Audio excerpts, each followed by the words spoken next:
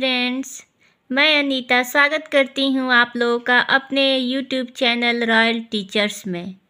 जो मेरे चैनल पे पहली बार विजिट किया है वो प्लीज़ मेरे चैनल को सब्सक्राइब कर लें। आज हम लोग पढ़ेंगे डीएलएड थर्ड सेमेस्टर साइंस, जिसमें हम लोग पढ़ेंगे ऑब्जेक्टिव क्वेश्चन।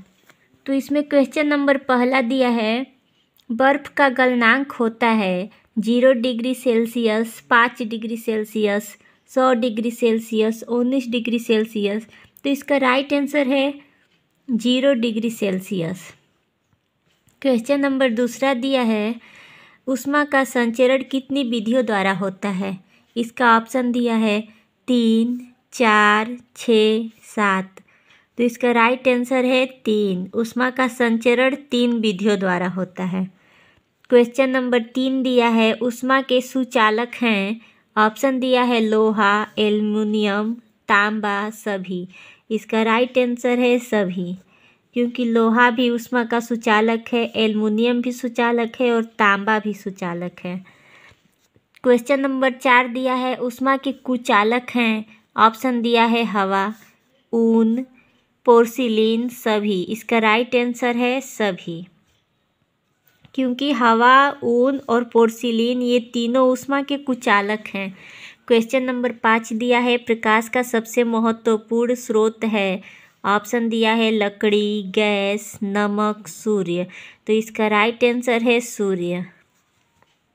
क्वेश्चन नंबर 6 दिया है, प्रकाश के प्राकृतिक स्रोत हैं। ऑप्शन दिया है सूर्य, तारे, जुगनू, सभी। तो इसका राइट आंसर है सभी, क्योंकि सूर्य, तारे और जुगनू सभी प्रकाश के प्राकृतिक स्रोत हैं। क्वेश्चन नंबर 7 दिया है, दीप्त वस्तु नहीं है। इसका ऑप्शन दिया है दर्पण, सूर्य, जलती हुई मोमबत्ती, लालटेन। तो इसका राइट आंसर है दर्पण, क्योंकि दर्पण में कोई प्रकाश नहीं होता है। क्वेश्चन नंबर 8 दिया है, वे वस्तुएं जो स्वयं प्रकाश उत्पन्न करती हैं कहलाती हैं। इसका ऑप्शन दिया है दीप्त वस्तुएं, अदीप्त वस्तुएं, दोनों, कोई नहीं। तो इसका राइट आंसर है दीप्त वस्तुएं। वे वस्तुएं जो स्वयं प्रकाश उत्पन्न करती हैं उनको दीप्त वस्तुएं कहते हैं। क्वेश्चन नंबर 9 दिया है, कार, बस तथा ट्रक के चालक के पास दाईं ओर एक दर्पण होता है। उसकी सहायता से वह चालक अपने पीछे आने वाले वाहनों को देखकर सतर्क हो जाता है। यह दर्पण है। ऑप्शन दिया है उत्तल दर्पण, अवतल दर्पण, दोनों, कोई नहीं। इसका राइट आंसर है उत्तल दर्पण। क्वेश्चन नंबर 10 दिया है, कंपन करने वाली वस्तु द्वारा एक कंपन में लगा समय कहलाता है। इसका ऑप्शन दिया है आवर्तकाल, आवृत्ति, आयाम, एम्पियर। इसका राइट आंसर है आवर्तकाल, क्योंकि कंपन करने वाली वस्तु द्वारा एक कंपन में लगा समय आवर्तकाल कहलाता है। क्वेश्चन नंबर 11 दिया है, दाढ़ी बनाने में जिस दर्पण का प्रयोग होता है वह दर्पण कहलाता है अवतल दर्पण, उत्तल दर्पण, दोनों, कोई नहीं। इसका राइट आंसर है अवतल दर्पण।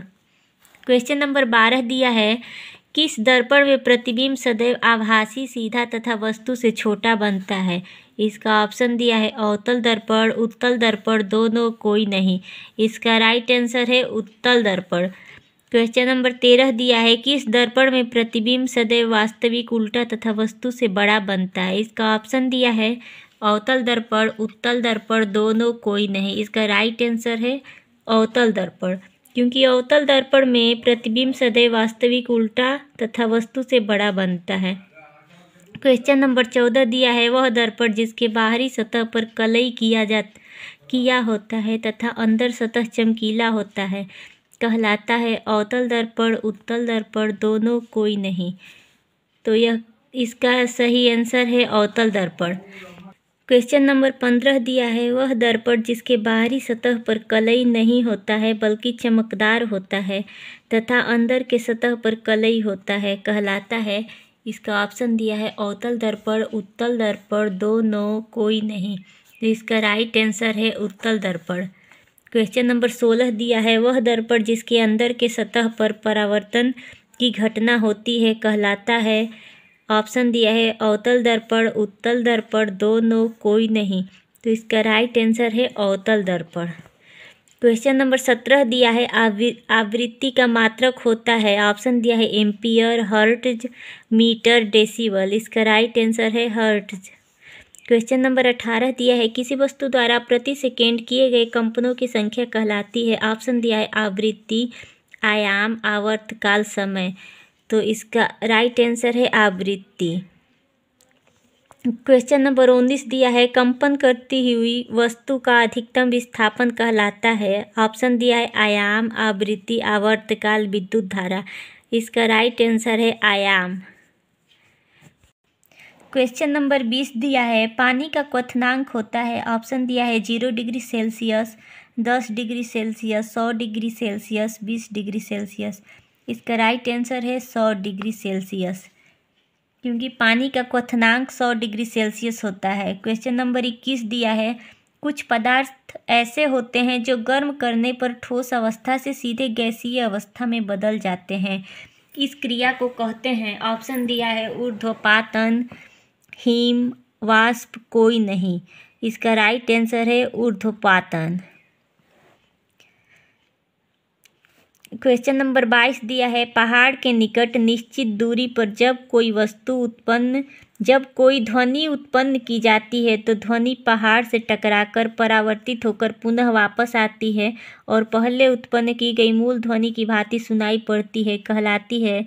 ऑप्शन दिया है ध्वनि, आवृत्ति, प्रतिध्वनि, सभी। इसका राइट आंसर है प्रतिध्वनि। क्वेश्चन नंबर 23 दिया है, मानव का कान एक निश्चित सीमा के बीच की आवृत्तियों की ध्वनि सुन सकता है। ऑप्शन दिया है 20 से 20,000 हर्ट्ज, 20 हर्ट्ज, 5 हर्ट्ज, 20 हर्ट्ज से कम। तो इसका राइट आंसर है 20 से 20,000 हर्ट्ज। क्वेश्चन नंबर 24 दिया है, बीओडी बायोलॉजिकल ऑक्सीजन डिमांड द्वारा होता है।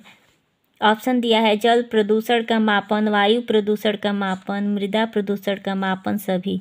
इसका राइट आंसर है जल प्रदूषण का मापन, क्योंकि बीओडी द्वारा जल प्रदूषण का मापन किया जाता है। क्वेश्चन नंबर 25 दिया है, ग्लोबल वार्मिंग का अर्थ है। ऑप्शन दिया है पृथ्वी का गर्म होना, पृथ्वी का ठंडा होना, दोनों, कोई नहीं। इसका राइट आंसर है पृथ्वी का गर्म होना। पृथ्वी के गर्म होने को ग्लोबल वार्मिंग कहा जाता है। फ्रेंड्स, इसके आगे का क्वेश्चन हम अगले वीडियो में प्रोवाइड कराएंगे। सो प्लीज़ मेरे चैनल को सब्सक्राइब करें, लाइक करें, शेयर करें, कमेंट करें। धन्यवाद।